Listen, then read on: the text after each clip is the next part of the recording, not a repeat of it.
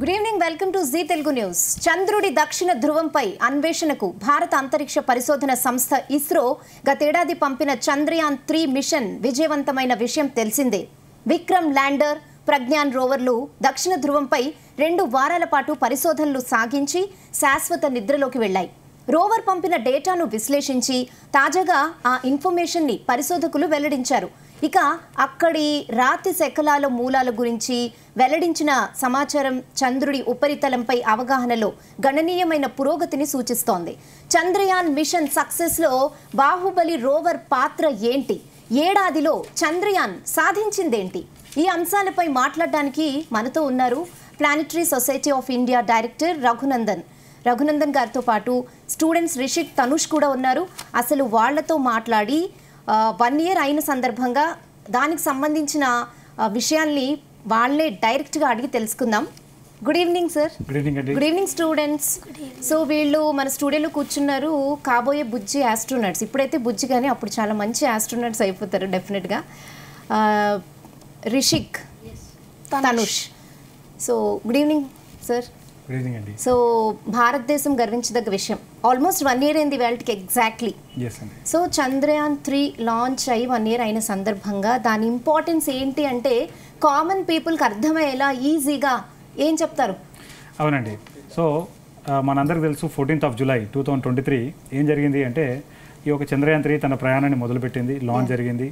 అయితే మామూలుగా సామాన్య మానవుడికి ఏంటంటే ఏదో లాంచ్ అయింది, ఏదో ఒక రోజు దిగింది అని వారికి తెలుస్తుంది. కానీ అందులో ఎంత సంక్లిష్టమైన విషయాలు ఉంటాయి, వాటిని అన్నిటి శాస్త్రవేత్తలు ఎలా అధిగమించారనే విషయాన్నే మనం ఈరోజు అర్థం చేసుకోవాలండి. ఎందుకంటే అందరికీ మూన్ మీద దిగిందని తెలుసు, కానీ దాని వెనకాల పడ్డ శ్రమ ఏమిటి, దాని వెనకాల ఉన్న వేరియస్ ఫేసెస్ ఏమిటి, దాని యొక్క మెన్యూవర్స్ ఏమిటి, ఇవన్నీ మనం తెలుసుకుందాం. సో ఒక్క మాటలో చెప్పాలి అంటే ఎగ్జాక్ట్గా పోయిన సంవత్సరం ఏం జరిగిందంటే LVM-3 M4 అనే ఒక లాంచ్ వెహికల్ ద్వారా మనం ఏం చేసామంటే ఈ యొక్క చంద్రయాన్ 3 అనే ఒక వ్యోమనౌకని దానికి ఉన్న ప్రొపల్షన్ మాడ్యూల్ని భూమి కక్షలో పెట్టాం. ఓకే, సో ఒక్కసారి భూమిలో కక్షలో పెట్టిన తర్వాత అది మొత్తం చంద్రుడికి ప్రయాణం చేసింది. అయితే అది అలా పెట్టడంలో ఏముంది విశిష్టత అంటే కనుక అది చాలా ఇంపార్టెంట్ అని మనం చెప్పుకోవచ్చండి. ఎందుకంటే అది 17 నిమిషాల పాటు నడిచింది ఈ యొక్క లాంచ్ ప్రక్రియ అంతా కూడా. ఆ 17 నిమిషాలలో 3 స్టేజ్లు, ఆ 3 స్టేజ్లు కూడా మనకి విద్యార్థులు వివరిస్తారు. ఎక్కడ ఏమాత్రం తేడా వచ్చినా 14th July would have been the end of the machine.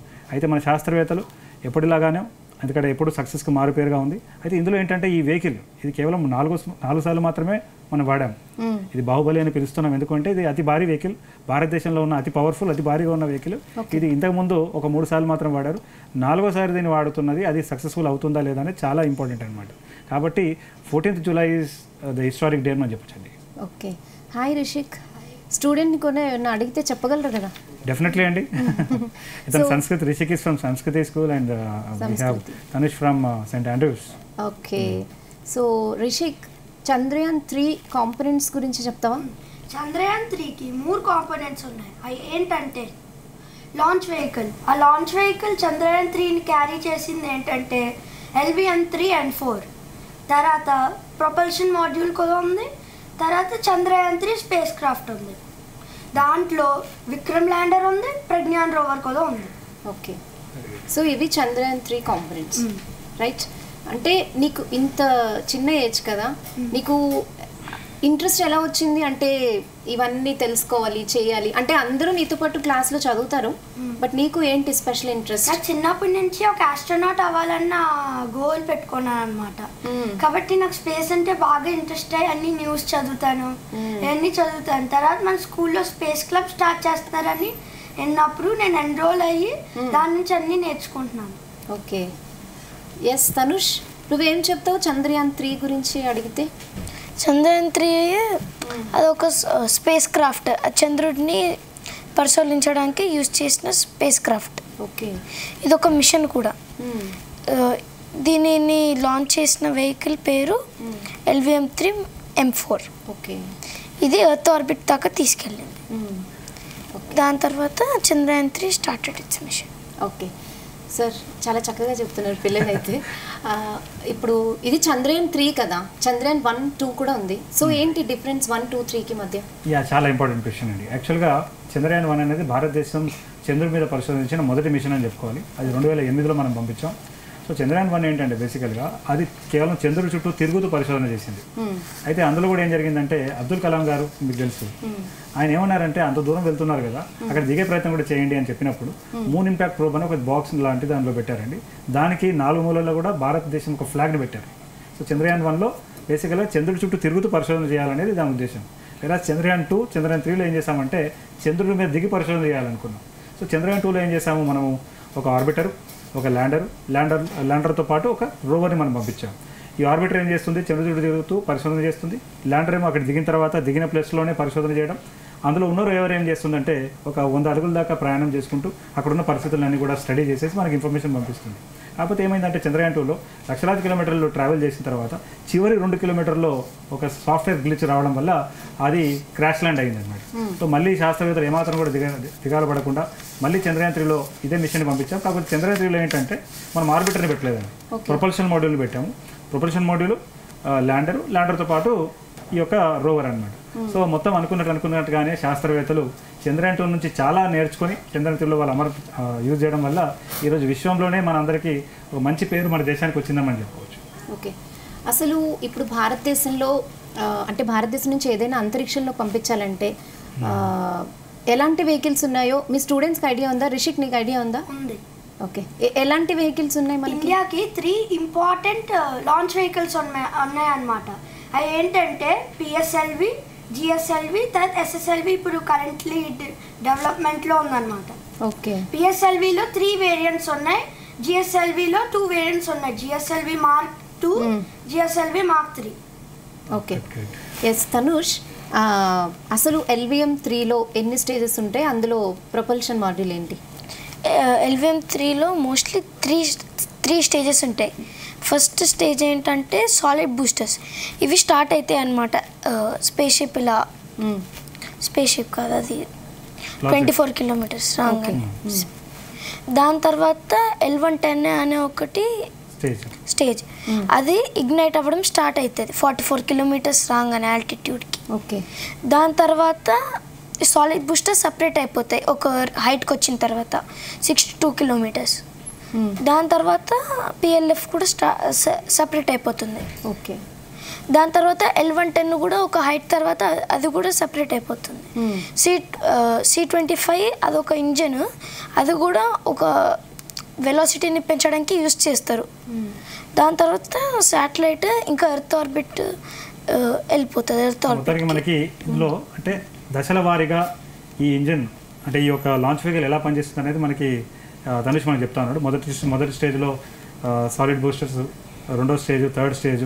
అంటే మనం ఏమనుకుంటామంటే ఏదో వెళ్తుంది అనుకుంటాం. అయితే ఇందులో మొదటి స్టేజ్ మనం చూసుకున్నట్లయితే ఒక నిమిషం పాటు ఉన్నదండి సుమారుగా.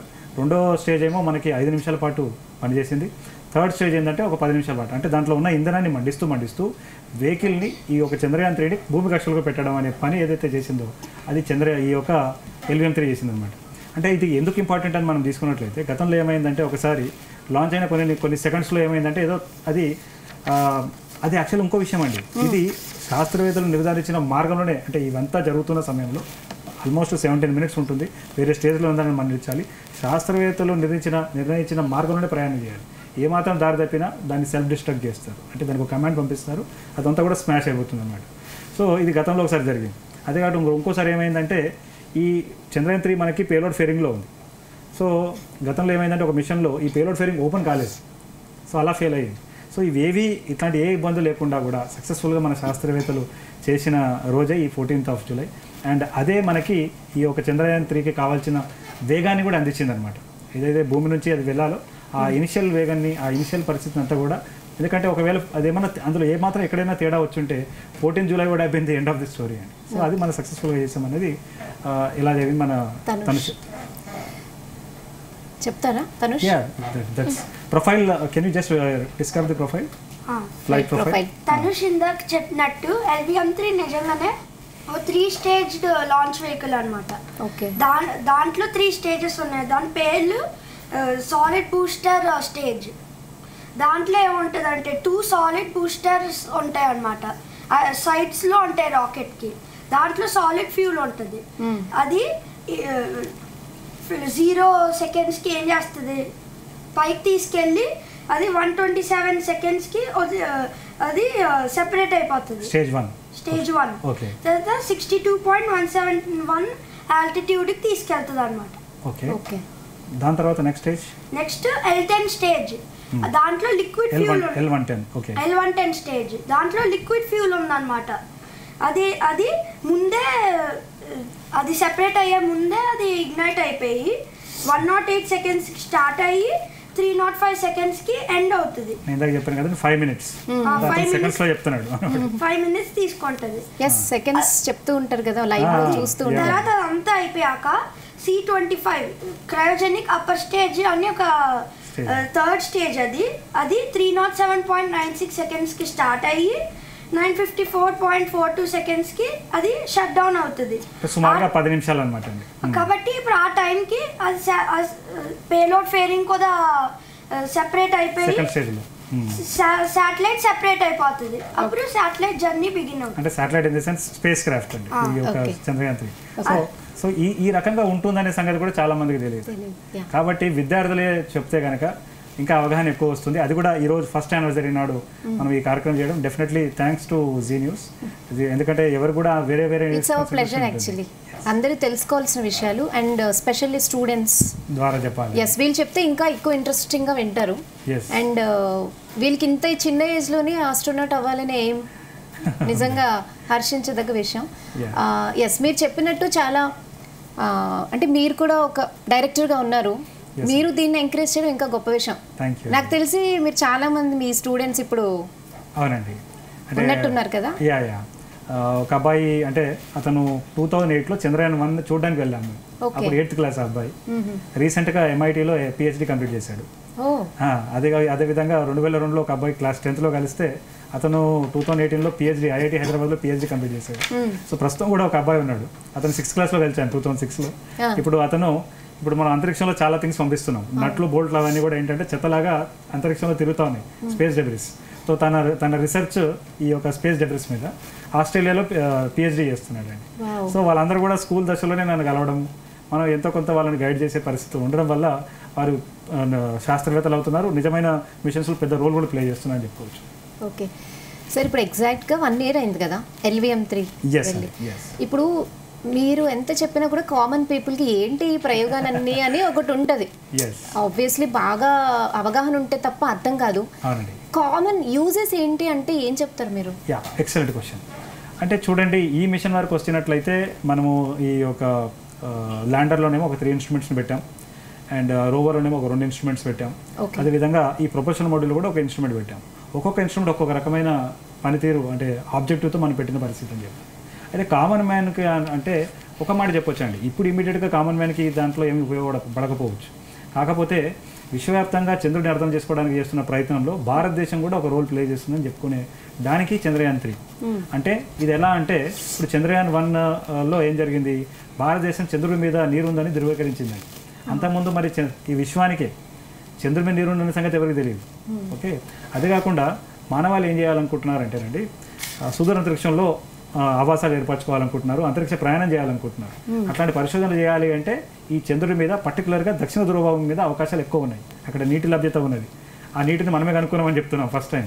ఓకే, సో ఇట్లాంటి ఎన్నో అవకాశాలు ఉన్నాయి. అదే కాకుండా చంద్రుడి మీద విలువైన ఖనిజాలు ఉన్నాయి. అంటే మీరు సామాన్య మానవుడు అన్నారు కాబట్టి ఒక హీలియం-3 అనేది ఒకటి దొరుకుతుందండి. అక్కడ పెద్ద మోతాదులో దొరుకుతుంది. ఒక 10 కిలోల హీలియం-3 కనుక మనం తీసుకొస్తే ఎర్త్కి, అంటే నాకున్న సమాచారం ఇది, హైదరాబాద్ లాంటి నగరానికి 10 సంవత్సరాల పాటు మనం వితౌట్ ఎనీ హిండ్రెన్స్ మనం పవర్ ఇవ్వచ్చు.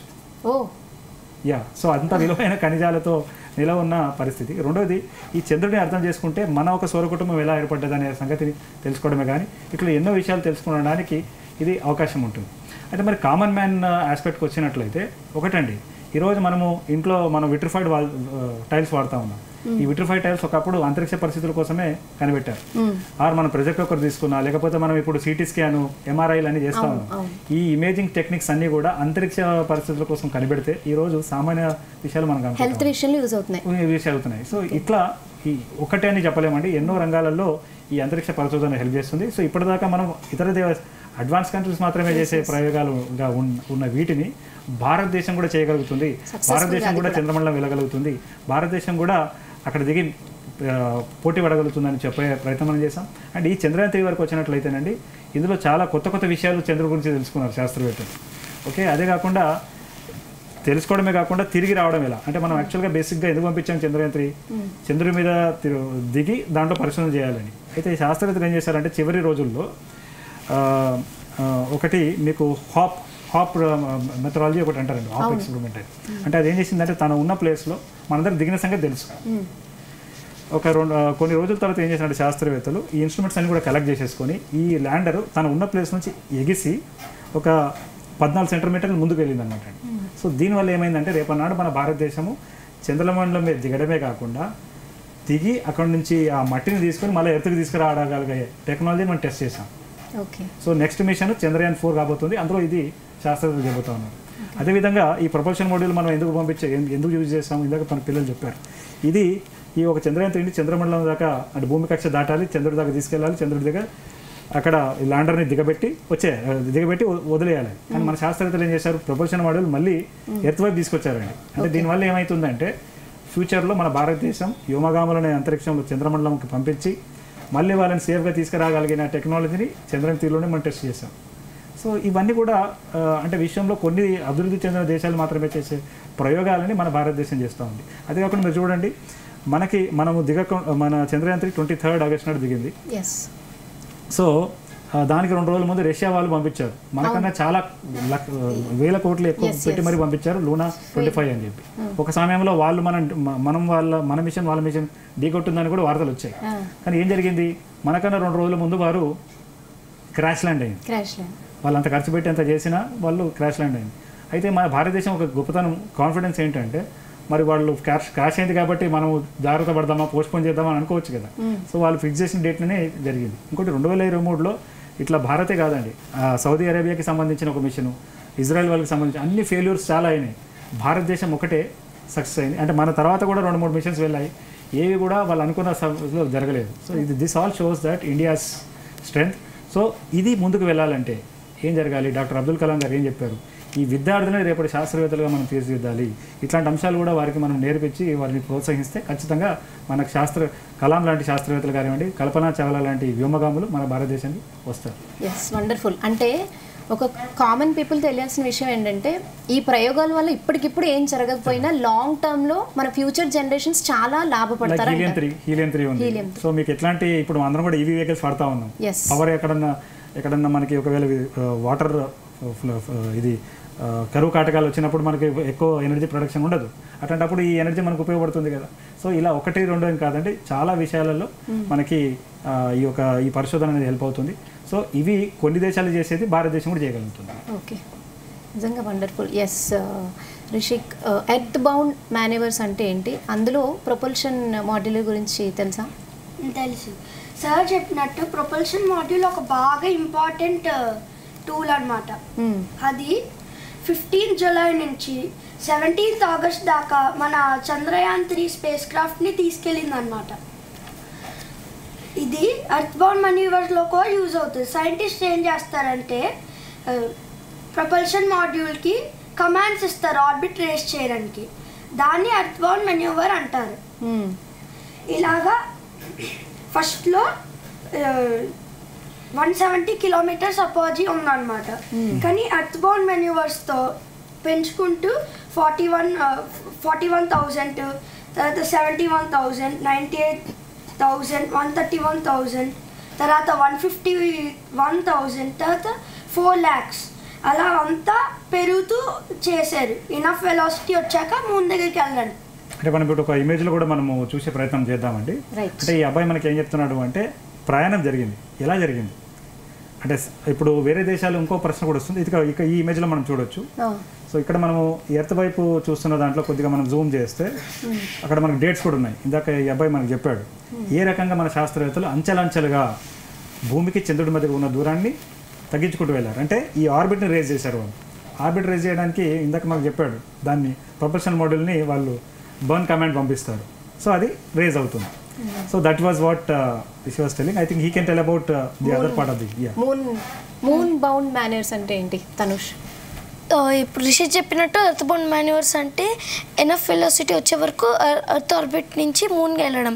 కానీ ఇక్కడ మూన్ రీచ్ అవ్వాలంటే అక్కడ ఉన్నట్టు మూన్ రీచ్ అవ్వాలంటే తక్కువ వేసుకుంటూ రావాలి distance. So first August 5th lunar orbit insertion start అయింది. Moon bound manoeuvre 1 August 6th జరిగింది. ఇక్కడ మేజర్ డిఫరెన్స్ ఏంటంటే 1,64,000 కిలోమీటర్స్ డిస్టెన్స్ ఉన్న మన చూడండి ఈ ఇమేజ్లో మనకి కనిపిస్తుంది మూన్ బౌండ్ అంటే ఇందాక మనకి ఈ అబ్బాయి మనకి ఎర్త్ బౌండ్ మేనేజ్ చెప్పాడు, అతను మూన్ బౌండ్ గురించి చెప్తాడు. Please carry on. అక్కడ లూనా ఆర్బిట్ ఇన్సర్షన్ ఉన్నప్పుడు 1,64,600 కిలోమీటర్స్ మన స్పేస్ క్రాఫ్ట్కి ఇంకా మూన్కి డిస్టెన్స్ ఉంది. కానీ మూన్ బౌండ్ మాన్యూవర్ 1 తర్వాత 36,500 కిలోమీటర్స్ తగ్గించారు. అలా మూన్ బౌండ్ మాన్యూవర్ 2, 3 అలా తగ్గిస్తూ వచ్చారు. ఫైనలీ 100కి రీచ్ అయ్యారు. అప్పుడు రోవర్ని పంపించారు, ల్యాండర్ని. ఓకే, అంటే ఇతను ఏం చెప్తున్నారు చూసారు మేడం, ఇక్కడ నుంచి బయలుదేరినప్పుడేమో దూరాన్ని పెంచుకుంటూ వెళ్ళాం. ఇప్పుడు చంద్రుడి కక్షలోకి వెళ్ళిన తర్వాత చంద్రుడి కక్షలో ప్రవేశపెట్టాం. ఆ రోజు మాకున్న సమాచార ప్రకారం ఏంటంటే ఈ చంద్రుడికి ఈ మన చంద్రయానికి మధ్య ఉన్న దూరం ఆల్మోస్ట్ 1,00,000 కిలోమీటర్లు. ఓకే, అంటే అతి అపోజిట్ తీసుకుంటే దాన్ని ఏం చేయాలి, 100 కిలోమీటర్కి తీసుకురావాలి. ఇక్కడేమో పెంచుకుంటూ వెళ్ళాం కదా, అక్కడ తగ్గించుకుంటూ వెళ్ళాలి. అంటే ఇక్కడ మనం ఒకటి ఆసక్తికరమైన చూడాల్సిన విషయం ఏంటంటే అండి, మన ఇంట్లో ఉన్న రిమోటే సరిగా పనిచేయదు దగ్గర. ఇక్కడ ఎక్కడో సుదూర అంతరిక్షంలో చంద్రుడి దగ్గర ఉన్న ఒక మిషన్కి మనం ఇక్కడ నుంచి కమాండ్స్ పంపిస్తే అది డిస్టెన్స్ పెంచుకోవడం, అది కూడా చంద్రుడి దగ్గరికి వెళ్ళిన తర్వాత చంద్రుడి నుంచి దానికి చంద్రుడి మధ్య దూరాన్ని తగ్గించుకుంటూ దగ్గరికి వెళ్ళడం, ఇది నిజంగా ఒక హాలీవుడ్ సినిమా లాగా అనిపిస్తుంది అండి సామాన్య మానవుడికి. కానీ దాని వెనకాల ఉన్న సంక్లిష్టమైన మాన్యువర్స్ ఏమున్నాయి అనేది ఈ ఇద్దరు విద్యార్థులు ఇవాళ మనకి జీ న్యూస్ వల్ల చెప్పే ప్రయత్నం చేశారు. ఎస్, అంటే ఫైనల్లీ ఇవాళ 1 year అయింది కాబట్టి ఇది ఇంపార్టెంట్ డేట్ అనుకుంటాం. కానీ తనుష్ చెప్పినట్టు 5th ఆగస్ట్ ఇంపార్టెంట్ అని చెప్తున్నారు. సో ఫైనల్లీ దాని గురించి చెప్పండి. ఎస్ అండి, జస్ట్ మొన్న మన ప్రధానమంత్రి నరేంద్ర మోదీ గారు రష్యా వెళ్ళారండి. రష్యా వెళ్ళినప్పుడు ఆయన చంద్రయాన్ 3 గురించి మాట్లాడుతూ ఆయన 14th గురించి చెప్పొచ్చు కదా, లేదా 23rd of August గురించి చెప్పొచ్చు. కానీ ఆయన 5th of August గురించి చెప్పాడు. ఎందుకు చెప్పాడు అంటే యాక్చువల్లీ ఏం జరిగిందంటే మనము 14th నాడు లాంచ్ చాలా ముఖ్యంగా జరిగింది. 14th నుంచి మనం వేరియస్ మాన్యువర్స్ చేసుకుంటూ 1st of August నుంచి బయలుదేరి 5th of August నాడు ఏం జరిగిందంటే ఈ యొక్క చంద్రయాన్ 3 చంద్రుడి కక్షలో ప్రవేశపెట్టామండి మనం. అంటే ఇలా ప్రయాణం చేసుకుంటూ వెళ్ళినది చంద్రుడి కక్షలో ప్రవేశపెట్టడం అనేది 5th నాడు జరిగింది. అయితే మన చరిత్రలో కనుక మనం చూసుకుంటే అమెరికా రష్యా తొలి నాళ్ళలో ఏం జరిగిందంటే ఆల్మోస్ట్ 14 times ఫెయిల్ అయ్యారండి. అంటే వాళ్ళు ఏం చేశారు, భూమి నుంచి లాంచ్ చేస్తున్నారు, అక్కడ దాకా వెళ్తుంది, వెళ్ళిన తర్వాత అదేమవుతుంది, అక్కడ దాకా వెళ్ళిన తర్వాత దాంట్లో కక్షలో ప్రవేశపెట్టలేకపోయారు వాళ్ళు. 14 times ఫెయిల్ అయ్యారు. అంటే అది దాటి వెళ్ళిపోవడమో లేదా దాన్ని వెళ్ళి క్రాష్ కావడము ఇలా జరిగింది. కానీ మన భారతదేశం 2008లో మొదటిసారి, 2019లో రెండోసారి, 2023లో మూడోసారి, 3 సార్లు కూడా సక్సెస్ఫుల్గా మనం కక్షలో ప్రవేశపెట్టగలుగుతున్నాం. అంటే భూమి నుంచి లాంచ్ చేస్తున్నాం, అక్కడికి వెళ్ళిన తర్వాత కక్షలో ఉండాలి కదా.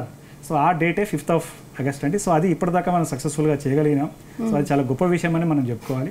ఎందుకంటే అలా చేయగలిగితేనే మనము చంద్రుడి కక్షలోకి ప్రవేశపెట్టి దిగే ప్రయత్నం చేయగలుగుతాం. సో ఇలా మనం చూసుకున్నట్లయితే ప్రతి అంశం కూడా ముఖ్యంగా అందుగురించి ఈ 5th of Augustకి చాలా ఇంపార్టెన్స్ ఉందని చెప్పుకోవచ్చు. Okay, thank you so much Raghunandan garu. Thank you Rishik, thank you Tanush. చాలా నీట్గా ఎక్స్ప్లెయిన్ చేశారు ఇంత చిన్న ఏజ్లోనే. Thank you. సో మొత్తానికి చూసాం కదండి, 1 year అయింది ఎగ్జాక్ట్గా చంద్రయాన్ 3 మిషన్ సక్సెస్ అయ్యి. సో ఇదే విషయంపై మనతో planetary society of India director Raghunandan గారు కూడా చాలా విషయాలు చెప్పారు. కామన్ పీపుల్ అనుకుంటారు ఏంటి ఈ ప్రయోగాలన్నీ, కానీ ఈ ప్రయోగాల వల్ల ఫ్యూచర్ జనరేషన్స్కి లాంగ్ టర్మ్లో చాలా యూజెస్ ఉన్నాయని చెప్పారు క్లియర్గా, మనం విన్నాం. ఇంకా భారతదేశం ఈ ప్రయోగాల్లో అద్భుతాలు సాధించాలని మనస్ఫూర్తిగా జీ తెలుగు న్యూస్ కోరుకుంటుంది. Stay tune to Zee Telugu news.